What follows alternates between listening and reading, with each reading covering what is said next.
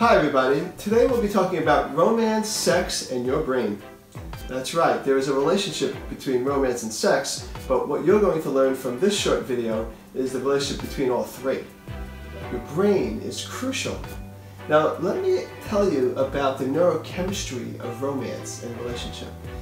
There are three different stages of relationship that have totally different neurochemistry involved in it. The neurochemistry means the chemicals of your neurons in the brain and in the nervous system. So in the first stage, it's called the lust stage. The lust stage of relationship is when you lust after your partner. You might not necessarily like that partner yet. You don't know them well enough, but you lust. During that stage, you have high testosterone, male and female. You also have high cortisol. Now cortisol is a hormone that is a stress hormone, and cortisol is released when we're stressed.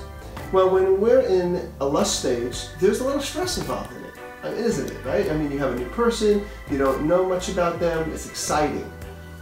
Mild, moderate stress actually isn't a bad thing for our body, but it keeps that cortisol up.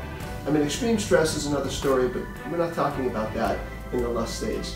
Cortisol levels up, testosterone levels up. We are hormonally driven to be romantic. In other words, it's the way I defined romantic in earlier videos and earlier articles. Romance is simply the willingness to lift the energy of your partner. You know, actions that lift the energy of your partner is romantic, are romantic. So when you're in that first stage, that lust stage, you're doing it automatically. Now what follows the lust stage is the romantic stage. Romantic stage is when you lust after that partner still, and you like your partner. That's the stage where you only have eyes for your partner. That partner is just taking over your psyche, your life. You can't just think of anything else but your partner, at least to some degree or another. And in that stage, your neurochemistry is changed. The testosterone is lower, but your dopamine is higher. Dopamine is a neurochemical in the brain, neurotransmitter, that keeps us vital and alive and makes us want to do things, in this case with that partner. Also what's high is your oxytocin if you're a female and vasopressin if you're a male. Now that's the bonding hormone. That's what makes us want to be together.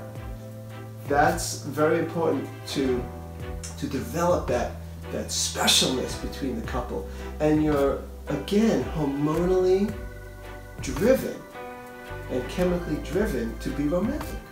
And that's what you are. It's so easy to be romantic when you're falling in love. Then comes the attachment stage. Now what's great about the attachment stage is you feel secure. Attachment stage for some couples can happen after 6 months or a year. For some, 4 years. For some, 7 years. You've heard of the 4-year itch or the 7-year itch. There's actually evolutionary reasons possibly why we have that, but I'm not going into that here. But the bottom line is your neurochemistry changes. And when your neurochemistry changes in the attachment stage, you don't have the cortisol that you had before. You don't have the testosterone level that you had before. You don't have the dopamine level you had before. You have some dopamine, but really what goes up is your serotonin. Serotonin is a neurochemical that's very calming, it's very soothing. People are stressed, they're anxious, some of the medications they have are there to raise their serotonin. So that's what comes up in the attachment stage. So we get calmer, we settle in, we're not anymore hormonally driven to be romantic.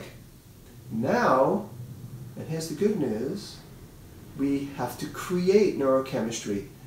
I guess the bad news is we got to create it. It takes some effort. The good news is we could do it.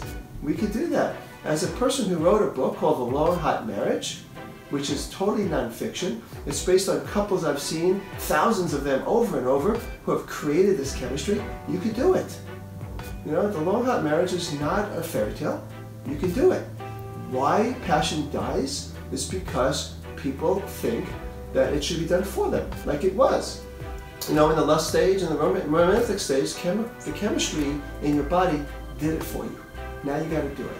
How do you do it? You do it by putting an effort in, by setting up that date, by creating novelty, introducing something new, dressing different, going somewhere different, doing sex differently, sharing something new. There's many things you could do. Take some thought, take some effort, and then you create. And when you create that chemistry, now what do you have in the attachment stage?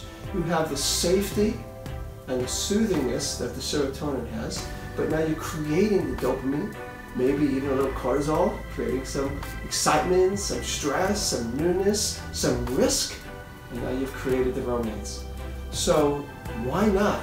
If you can do that, you could have the passion of the lust stage and the romance stage. You have the specialness of the romance stage, and you have the safety of the attachment stage all in one. You can't beat that. So do it. You can. I've seen many people do it. I've done it in my relationship with my wife. It's going to be 33 years married. If I could do it, you could do it. So go for it and enjoy. This is Todd Creager, making the world safe for love.